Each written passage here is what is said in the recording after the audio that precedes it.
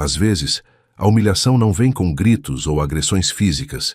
Ela vem num pedido educado, num sorriso constrangedor na frente de todos, num momento que deveria ser de celebração. Eu dediquei anos da minha vida construindo um lar, aceitando o passado do meu marido e tratando a filha dele como se fosse minha. Eu achava que éramos um time, uma unidade sólida, mas bastou um flash de câmera e uma frase cruel para eu entender que, naquela casa, eu era apenas um acessório descartável. O que meu marido não sabia é que, ao me pedir para sair daquele quadro, ele estava me dando a permissão que eu precisava para sair da vida dele para sempre. E o arrependimento? Ele costuma chegar quando a casa fica vazia e o silêncio se torna ensurdecedor. Antes de começarmos essa história incrível, não se esqueça de curtir o vídeo, se inscrever no canal e contar pra gente nos comentários de onde você está ouvindo essa história. O cheiro de gordura pingando no carvão quente se misturava com o perfume doce e enjoativo de lírios que minha sogra, Dona Sônia, havia espalhado por todo o quintal. Era o aniversário de 40 anos do Murilo, uma data que eu passei os últimos 3 meses planejando meticulosamente, cuidando de cada detalhe, desde a marinada da picanha até a contratação da banda de pagode que ele tanto gostava. Eu me lembro de estar na cozinha com as mãos cheias de farinha para finalizar a farofa de bacon que ele adorava, quando olhei pela janela e vi a cena que ditaria o ritmo daquele domingo infernal. O sol do meio-dia castigava o gramado, mas o clima pesava por outro motivo. O carro prateado de Vanessa, a ex-mulher dele, estacionava com uma arrogância que parecia ocupar 2 vagas, mesmo cabendo em uma. Eu limpei as mãos no pano de prato, sentindo um nó gélido se formar no meu estômago. Murilo e eu estávamos casados há 5 anos. 5 anos de cumplicidade, de contas pagas juntos, de eu cuidando da gripe dele, de eu ajudando a organizar as finanças bagunçadas que o divórcio anterior tinha deixado. Mas, toda vez que Vanessa aparecia, o tempo parecia regredir. Ela desceu do carro com aquela postura de quem ainda possuía a escritura do terreno emocional dele, trazendo Bia, a filha de 12 anos deles, a tiracolo. Bia era uma menina doce, mas manipulável, e eu via nos olhos dela a confusão de lealdades que a mãe plantava diariamente. Respirei fundo, forcei meu melhor sorriso de anfitriã, o sorriso que eu treinava no espelho para esconder a insegurança, e fui para a área externa. O som do cavaquinho já começava a animar os convidados, tios e primos que enchiam copos de cerveja barata e riam. Alto. Assim que pisei na varanda, vi Murilo. Ele estava radiante, com uma camisa de linho que eu tinha comprado e passado naquela manhã, segurando uma caipirinha. Mas ele não olhou para mim. Os olhos dele estavam fixos em Vanessa, que caminhava em sua direção com um presente embrulhado em papel dourado reluzente. "Olha só quem chegou! A mãe da minha princesa!" Murilo gritou, talvez um pouco alto demais, denunciando que já tinha bebido algumas doses antes da hora. Ele abriu os braços para abraçar a filha, mas acabou englobando Vanessa num abraço coletivo que durou tempo demais. Eu parei a alguns metros, segurando uma travessa de vinagrete como se fosse um escudo. Ninguém notou minha presença imediata. Dona Sônia, que sempre me tratou com uma polidez fria e calculista, correu para cumprimentar a ex-nora com beijinhos estalados no rosto. "Vanessa, querida, você está magnífica.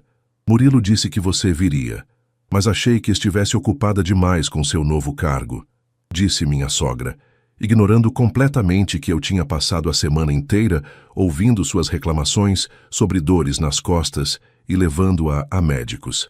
"Para a família. A gente sempre arruma tempo, né, Sônia?"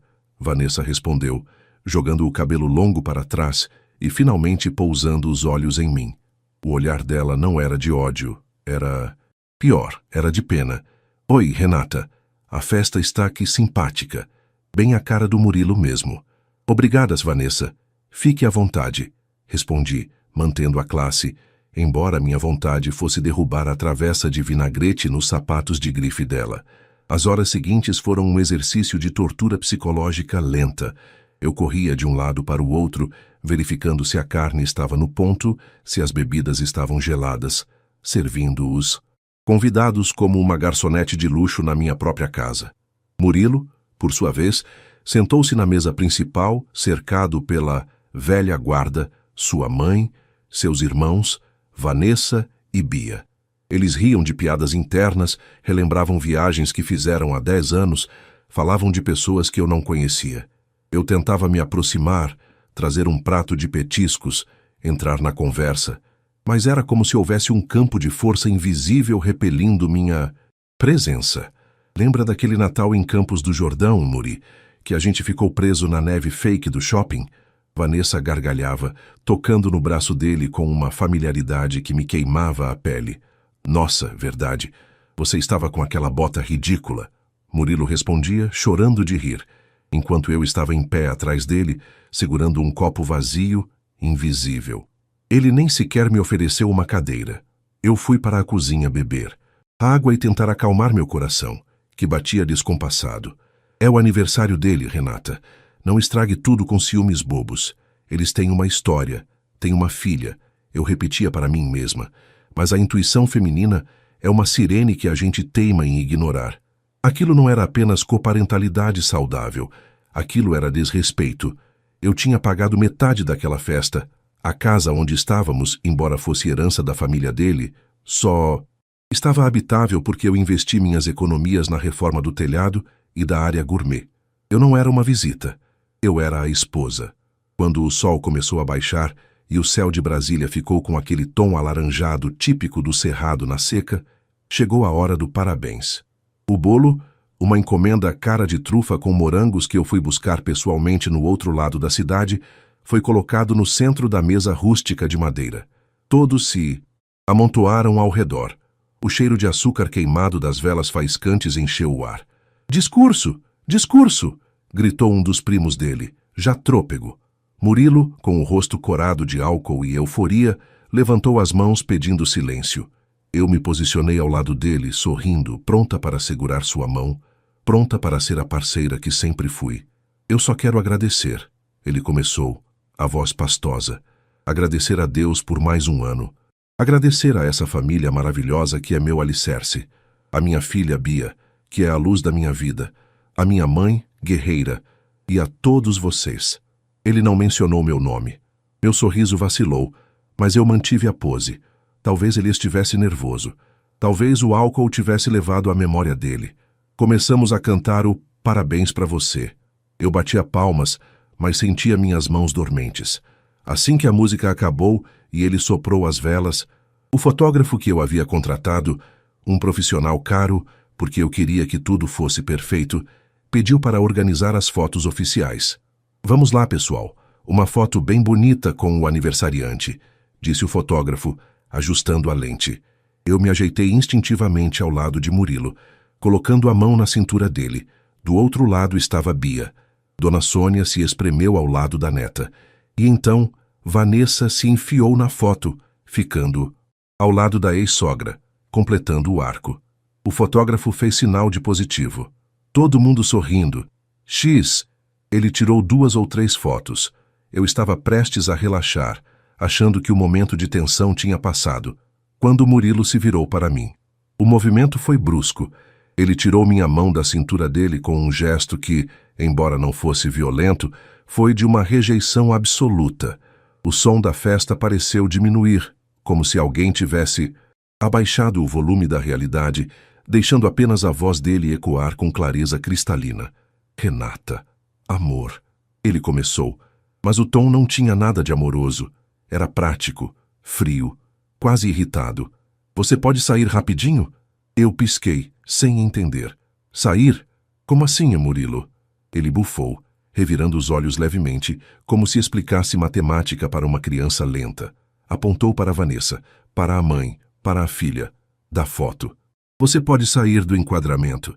A gente quer tirar uma foto de família. Só a família mesmo, para guardar de recordação. O mundo parou. Eu senti o sangue drenar do meu rosto. Olhei ao redor. O fotógrafo baixou a câmera, constrangido, fingindo ajustar o foco. Dona Sônia tinha um sorrisinho vitorioso nos lábios finos. Vanessa olhava para as unhas, fingindo desinteresse, mas eu sabia que ela estava adorando cada segundo.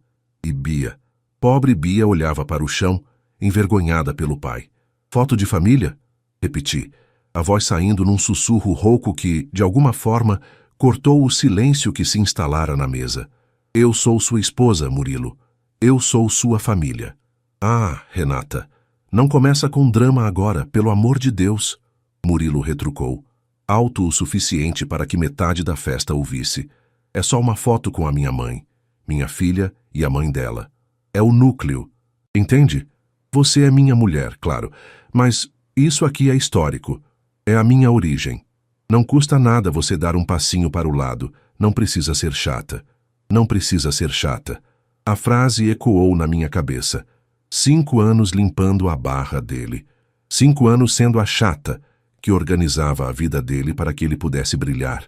E ali, na frente de todos, eu fui rebaixada a uma intrusa.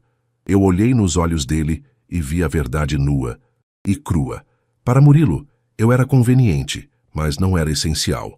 Vanessa, com todo o passado tóxico deles, ainda tinha o status de família que eu jamais alcançaria, não importa o quanto eu me esforçasse.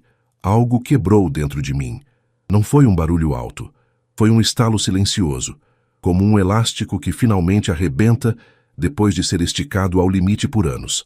A humilhação queimava minhas bochechas, mas, curiosamente, uma calma fria e assustadora tomou conta do meu peito. Eu não ia chorar. Não ali. Não na frente daquela plateia que esperava meu colapso. Tudo bem, eu disse. Minha voz saiu firme, metálica. Tudo bem, Murilo. Eu entendi.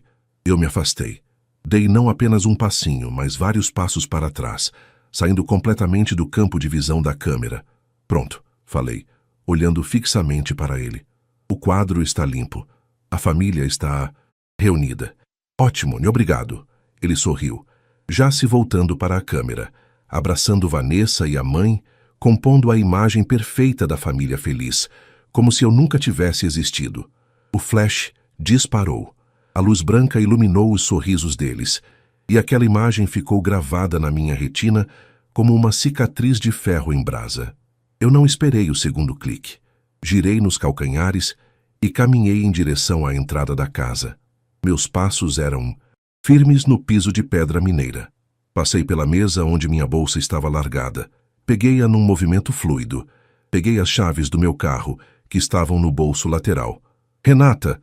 Ouvi a voz de uma prima dele, distante. Onde você vai? Vai cortar o bolo? Não respondi. Continuei andando. Atravessei a sala de estar que eu mesma decorei. Passei pelo corredor onde pendurei nossos quadros, que agora pareciam mentiras emolduradas, e saí pela porta da frente. O ar da rua estava mais fresco, longe da fumaça do churrasco e da hipocrisia. Destravei meu carro, entrei e fechei a porta. O silêncio do interior do veículo foi o primeiro abraço verdadeiro que recebi naquele dia. Liguei o motor. Minhas mãos tremiam levemente no volante, não de tristeza, mas de adrenalina pura. Eu olhei pelo retrovisor e vi a movimentação na festa continuando, alheios à minha partida. Eles achavam que eu tinha ido ao banheiro, ou que estava no quarto chorando, esperando Murilo vir pedir desculpas esfarrapadas mais tarde. Eles não faziam ideia. Engatei a primeira e saí, cantando o pneu levemente no asfalto quente. Eu não estava apenas saindo da foto. Eu estava saindo da vida de Murilo. E enquanto eu dirigia sem rumo pelas avenidas largas de Brasília, vendo os prédios passarem como borrões, uma única certeza se solidificava na minha mente. Quando ele percebesse que eu não estava apenas dando um tempo, seria tarde demais. Eu tinha sumido, e sumir, às vezes, é a presença mais forte que alguém pode ter. Meu celular começou a vibrar no banco do passageiro. Era o nome dele na tela. Ignorei. Vibrou de novo e de novo. A festa devia ter acabado ou a consciência começado a pesar. Desliguei o aparelho e o joguei no banco de trás. A estrada à minha frente estava aberta e, pela primeira vez em 5 anos, o caminho era só meu. Dirigi sem destino pelo Eixão Sul, uma das vias expressas que cortam as asas de Brasília como uma cicatriz de asfalto. O céu já tinha escurecido completamente, transformando o horizonte num mar de luzes distantes que pareciam zombar da minha solidão. O ar-condicionado do carro estava no máximo, congelando as lágrimas que eu me recusava a deixar cair. Mas minhas mãos suavam frio no volante. A cada quilômetro que eu me distanciava daquela casa no Lago Norte, a imagem de Murilo me enxotando da foto como se eu fosse um cachorro sarnento se repetia na minha mente em loop infinito. Não era apenas a humilhação pública, era a naturalidade com que ele fez aquilo, a facilidade com que ele priorizou a família original e me descartou. Eu não tinha plano nenhum. Minha bolsa estava no banco do passageiro, com a carteira, as chaves de casa e o celular desligado. Eu não tinha levado mala, nem escova de dentes, nem uma muda de roupa. Eu tinha saído com a roupa do corpo, um vestido de linho caro que agora parecia uma fantasia de palhaça. A primeira reação foi o pânico. Para onde eu iria? Meus pais moravam em Goiânia, a 2 horas dali. Se eu aparecesse lá chorando, meu pai pegaria a estrada armado e faria uma besteira. Amigas. Eu tinha me afastado de quase todas para viver o mundo do Murilo. A maioria das pessoas que eu convivia agora eram as esposas dos amigos dele, gente que certamente estava na festa rindo da minha saída dramática. Decidi pelo anonimato. O setor hoteleiro norte ficava no centro da cidade, impessoal e prático. Entrei no estacionamento de um hotel executivo, desses padronizados, onde ninguém faz perguntas. Estacionei numa vaga apertada, entre 2 sedãs pretos, e fiquei ali, com o motor desligado, ouvindo o estalo do metal esfriando. Respirei fundo, sentindo o cheiro de couro sintético e perfume cítrico que ainda impregnava o carro. Aquele silêncio era a primeira coisa real que eu sentia em anos. Na recepção, o atendente me olhou com uma curiosidade velada. Eu devia estar com a maquiagem borrada ou com a expressão de quem fugiu de um cativeiro, mas ele manteve o profissionalismo. Paguei 2 diárias adiantadas com meu cartão de crédito pessoal, um dos poucos que Murilo não tinha acesso, graças a Deus, e subi para o quarto. O quarto 704 era frio, genérico e cheirava a lavanda industrial. As paredes bege, a colcha branca esticada sem uma única ruga, o quadro abstrato sem alma na parede, tudo aquilo gritava provisório. Mas quando fechei a porta e girei a tranca, senti um peso sair dos meus ombros. Tirei os sapatos de salto alto que estavam matando meus pés e caminhei descalça pelo carpete. Fui até o frigobar, peguei uma garrafa de água mineral e bebi tudo num gole só. A sede era insuportável, como se eu tivesse atravessado um deserto emocional. Sentei na beirada da cama e olhei para o celular jogado sobre o lençol. Ele estava desligado há quase 2 horas. Uma parte de mim queria mantê-lo assim para sempre. Sumir do mapa e virar fumaça. Mas a outra parte, a parte ferida, vingativa e humana, precisava saber. Eu precisava saber se eles tinham notado, se a festa tinha continuado, se Murilo estava arrependido ou se estava brindando minha ausência com a ex-mulher. Com o dedo trêmulo, apertei o botão lateral. A tela acendeu com o logo da fabricante e o processo de inicialização pareceu levar uma eternidade. Assim que o sinal de rede foi restabelecido, o aparelho travou momentaneamente. Ele começou a vibrar violentamente, uma notificação atrás da outra, um zumbido contínuo e irritante. Eram dezenas de mensagens no WhatsApp, chamadas perdidas e avisos de correio de voz. Respirei fundo e desbloqueei a tela. 15 chamadas perdidas de amor, 8 chamadas perdidas de sogra Sônia, 3 chamadas perdidas de Letícia Cunha, irmã dele. Abri o WhatsApp. A conversa com Murilo estava no topo, cheia de mensagens de texto desconexas e áudios longos. Cadê você? Para de drama. Volta aqui. Renata, as pessoas estão perguntando. Você está me envergonhando. Atende essa merda. Nenhuma desculpa. Nenhum. Sinto muito. Apenas a preocupação com a aparência dele, com o que os outros estavam pensando. Li aquilo e senti um gosto amargo na boca, uma mistura de bile e decepção. Ele não estava preocupado comigo. Estava preocupado com a imagem de bom moço Ness que eu ajudei a construir. Foi então que uma nova mensagem chegou, subindo para o topo da lista. Era de Letícia, a irmã mais nova dele. Diferente de Dona Sônia, Letícia sempre tentou ser neutra, embora fosse passiva demais para me defender. A mensagem era um áudio de 45 segundos, enviado naquele exato momento. Apertei o play e levei o celular ao ouvido.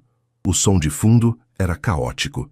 A banda de pagode tinha parado, e ouvia-se apenas um burburinho de vozes alteradas e o som de vidro quebrando. Renata, pelo amor de Deus, me diz que você está bem. A voz de Letícia estava trêmula, quase chorosa. Mulher, onde você se meteu? A festa acabou, Renata.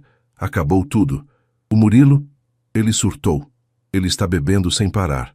Desde que você foi embora. Ele virou uma garrafa de uísque inteira depois que cortaram o bolo. A Vanessa tentou acalmar ele, e ele começou a gritar que a culpa era dela, que a culpa era sua, que todo mundo estava contra ele. A mãe está passando mal no sofá. A pressão dela subiu. Por favor, volta aqui ou pelo menos me diz onde você está. Ele vai pegar o carro, Renata. Eu estou com medo. Afastei o celular do ouvido, sentindo o coração disparar. Ele está bebendo sem parar. Desde que você foi embora. A frase ecoou no quarto vazio. Imagem de Murilo bêbado era algo que eu conhecia bem, mas que sempre escondi de todos. O Murilo, social, bebia cerveja e ficava alegre. O Murilo, frustrado, bebia destilado e virava um monstro de autopiedade e agressividade verbal. Eu me levantei e fui até a janela, olhando para a cidade lá embaixo. Os faróis dos carros formavam rios de luz vermelha e branca.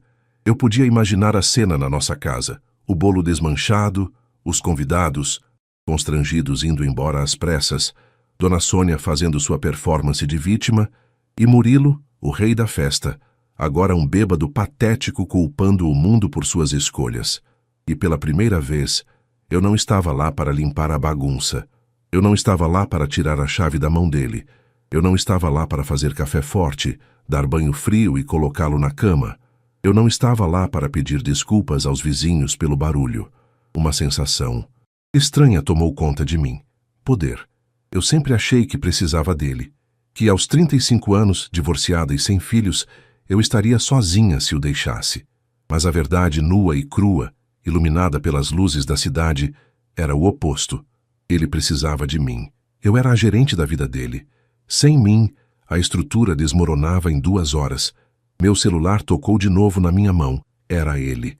A foto dele sorrindo na tela parecia uma zombaria. Atendi, mas não falei nada. Apenas coloquei o telefone no ouvido e esperei. Do outro lado, a respiração era pesada, ofegante. Renata! A voz dele estava pastosa, arrastada, quase ininteligível. Cadê você, sua louca? Você tem ideia do que fez? A minha mãe, a Vanessa, todo mundo viu você saindo igual uma maluca. Eu saí da foto, Murilo, respondi. Minha voz saiu calma, assustadoramente serena. Eu não reconheci minha própria frieza. Você pediu. Eu obedeci. Para com isso, ele gritou, e o som estourou no alto-falante. Ouvi algo caindo no fundo, talvez uma cadeira. Volta para casa agora. Quem você pensa que é para me deixar aqui sozinho no meu aniversário? Eu sou seu marido. Você me deve respeito. Respeito? Soltei uma risada curta e seca. O respeito acabou quando você me tratou como um objeto cenográfico na frente da sua ex-mulher. E quer saber? A festa acabou, Murilo. A minha festa, pelo menos.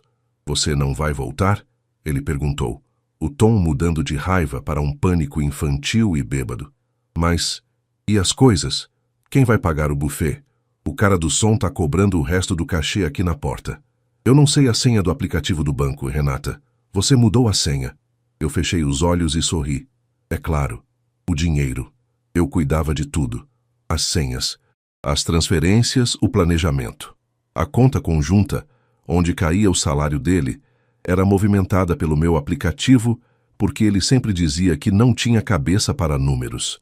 O dinheiro da festa estava separado, mas a transferência final para os fornecedores precisava da minha validação biométrica. Sinto muito, Murilo, menti, sem sentir nenhum pingo de pena. Acho que você vai ter que pedir emprestado para a sua família. Peça para a Vanessa. Ela parece ter bastante intimidade com você. Quem sabe ela não paga o som. Renata, não faz isso, ele implorou, a voz embargada de choro alcoólico. Eu não tenho como pagar agora. Renata, boa sorte com a ressaca, Murilo. Desliguei o telefone. Meus dedos voaram pela tela. Bloquear contato. Bloquear Dona Sônia. Bloquear Vanessa, que eu nem tinha na agenda, mas o número estava no grupo da família que me adicionaram contra minha vontade. Bloquear Letícia, senti uma pontada de culpa, mas ela era o elo de ligação, e eu precisava cortar o cordão umbilical completamente. Em seguida, abri o aplicativo do banco. Havia um saldo considerável na conta conjunta, fruto de uma economia que nós fizemos para as férias, mas que eu administrava. Fiz uma transferência rápida de 50% do valor para minha conta pessoal em outro banco. A minha parte. Deixei a parte dele lá para não dizerem que roubei nada. Mas imediatamente depois, entrei nas configurações de segurança e bloqueei temporariamente o cartão de crédito adicional que ficava com ele. Motivo: perda ou roubo. Tecnicamente, não era mentira. Ele tinha perdido a esposa e roubado minha dignidade. Com tudo bloqueado e o celular finalmente silencioso, o quarto de hotel pareceu crescer. Eu estava sozinha, sem roupas, sem a escova de dentes, apenas com meu cartão e minha dignidade resgatada dos escombros. Fui até o banheiro, lavei o rosto com a água fria da torneira e me encarei no espelho. A maquiagem estava um pouco borrada, sim, mas meus olhos brilhavam com uma intensidade nova. A fome bateu forte. Liguei para o serviço de quarto e pedi um hambúrguer e uma taça de vinho. O mais caro do menu. Eu ia jantar sozinha, no silêncio do meu quarto, e seria a melhor refeição da minha vida. Enquanto esperava a comida, minha mente começou a traçar o plano para o dia seguinte. Eu não ia apenas desaparecer por uma noite. Eu precisava voltar lá para pegar minhas coisas, mas faria isso nos meus termos. E, mais importante, eu precisava garantir que a lição fosse aprendida. Murilo achava que eu era dependente dele. Amanhã, quando o álcool saísse do sangue e a realidade financeira e emocional batesse, na porta dele junto com a dor de cabeça, ele entenderia o verdadeiro significado da palavra família. Eu me deitei na cama macia, olhando para o teto. Não chorei mais. As lágrimas tinham secado na estrada. Agora, só restava a estratégia. O jogo tinha virado, e eu estava com todas as cartas na mão. Acordei com a luz do sol invadindo o quarto do hotel através de uma fresta na cortina blackout. Por um momento, senti aquele pânico, desorientador de não saber onde estava, seguido pelo peso esmagador da realidade que desabou sobre meu peito. Eu estava num hotel. Era segunda-feira, e meu casamento tinha acabado por causa de uma foto. Mas, curiosamente, o pânico durou pouco. O que veio em seguida foi uma sensação estranha de leveza. Levantei da cama, estiquei os braços e senti meu corpo relaxar como não fazia há meses. Não havia café da manhã para preparar, nem camisas sociais para passar, nem a lista mental interminável de tarefas para manter a vida de Murilo funcionando. Pedi um café preto no serviço de quarto e tomei um banho demorado, lavando não só o corpo, mas os últimos vestígios da Renata, esposa perfeita. Quando liguei o celular novamente, ele parecia uma bomba prestes a explodir. Centenas de notificações, áudios de 10 minutos de Murilo, mensagens passivo-agressivas de Dona Sônia, dizendo que eu era imatura e egoísta, e uma mensagem do banco confirmando o bloqueio do cartão adicional por suspeita de fraude. Sorri. A fraude, no caso, era o próprio casamento. Vesti a mesma roupa do dia anterior, o vestido de linho agora amassado, o que combinava perfeitamente com o estado da minha vida, e chamei um carro de aplicativo. O destino: a casa no Lago Norte. Eu não ia fugir. Eu ia buscar o que era meu. O motorista parou em frente ao portão de ferro trabalhado. A casa, que sempre mantive impecável, parecia uma ressaca arquitetônica. Havia copos plásticos jogados no gramado, guardanapos sujos voando com o vento e o portão estava destrancado. Entrei. O cheiro me atingiu antes mesmo de eu chegar à sala. Uma mistura azeda de cerveja choca, vinagrete passado e cigarro. A sala de estar estava na penumbra. As cortinas fechadas tentavam bloquear o sol do meio-dia. Tropecei em uma garrafa de uísque vazia no tapete persa. Quem está aí? A voz veio do sofá, rouca e arrastada. Murilo se levantou com dificuldade. Ele estava usando a mesma roupa da festa. a camisa de linho manchada de vinho, o cabelo desgrenhado, os olhos inchados e vermelhos. Ele parecia ter envelhecido 10 anos em 12 horas. Ao me ver, a expressão dele mudou de medo para uma raiva impotente. Você... Ele apontou o dedo trêmulo para mim. Você tem coragem de aparecer aqui depois do que fez? Você tem ideia do inferno que foi ontem à noite? Bom dia para você também, Murilo, respondi, caminhando até a janela e abrindo as cortinas com um gesto brusco. A luz do sol inundou a sala, revelando a sujeira e a decadência da cena. Ele cobriu os olhos, gemendo de dor de cabeça. Fecha isso! Minha cabeça vai explodir! Ele gritou, caindo de volta no sofá. Você é louca, Renata. O cara da banda queria chamar a polícia. Eu tive que pedir dinheiro emprestado para a minha mãe. Para a minha mãe, Renata. Uma mulher idosa, porque o cartão não passava. Você bloqueou o cartão. Eu cruzei os braços, encostando na estante de livros. A calma que eu sentia era a minha melhor arma. Eu bloqueei o meu cartão adicional, Murilo. A conta conjunta continua lá. Mas verdade, você nunca aprendeu a usar o aplicativo do banco, não é? Sempre foi coisa da Renata. Você fez de propósito. Ele rosnou, tentando se levantar de novo, mas desistindo pela tontura. Você queria me humilhar na frente da Vanessa, na frente da minha família. Não, Murilo, quem me humilhou foi você. Minha voz saiu baixa, mas cortante como uma lâmina fria. Quando você me pediu para sair daquela foto, você deixou bem. Claro quem é a sua família, e eu não sou. Eu sou a governanta e a secretária, a financiadora. Mas família? Não. Família é a Vanessa, que te traiu há 10 anos. Família é a sua mãe, que nunca gostou de mim. Então, eu fiz o que qualquer funcionária demitida faria. Parei de trabalhar. Ele ficou em silêncio por um segundo, processando a informação com o cérebro lento pelo álcool. Você está exagerando. Foi só uma foto. Você sabe que... Eu te amo. A gente constrói uma vida juntos. Construía, corrigi. No passado, eu vim buscar minhas coisas. Nesse momento, ouvi passos no corredor. Dona Sônia apareceu, vestindo um roupão de seda e com uma expressão de quem tinha chupado limão. Até que enfim a dondoca apareceu, ela disse, cruzando os braços. Murilo passou a noite vomitando. Você deveria ter vergonha na cara, menina. Abandonar o marido no aniversário. O que a Vanessa deve ter pensado? Eu olhei para a Sônia e, pela primeira vez, não senti a necessidade de agradar. Não senti medo da desaprovação dela. Ela era apenas uma senhora amarga que criou um filho dependente. Sônia, com todo o respeito. Comecei, mantendo o tom polido. O que a Vanessa pensa é problema dela e do seu filho. E já que a senhora gosta tanto de opinar na vida dele, agora vai ter a oportunidade de ouro de cuidar dele em tempo integral. A vaga de esposa está aberta. Pode assumir. O queixo dela caiu. Murilo arregalou os olhos. Você não pode falar assim com a minha mãe. Ele tentou defender, mas sem convicção. Ignorei os dois e fui para o quarto. Peguei 2 malas grandes no alto do armário e comecei a jogar minhas roupas dentro. Não dobrei nada. Apenas pegava o que era essencial. Minhas roupas de trabalho, meus sapatos, meus produtos de higiene, meus livros. Deixei para trás os presentes que ele me deu, as joias de gosto duvidoso, os porta-retratos com fotos nossas, sorrindo em viagens, onde ele só reclamava do hotel. Enquanto eu enchia as malas, Murilo apareceu na porta do quarto. Ele estava chorando agora. A raiva tinha dado lugar ao desespero da criança que vê a mãe indo embora. Renata, espera. Vamos conversar. Eu estava bêbado. Eu não devia ter pedido para você sair da foto. Foi a Vanessa que insistiu. Ela disse que a Bia queria. Eu fui fraco. Me perdoa. Parei com uma blusa na mão e olhei para ele.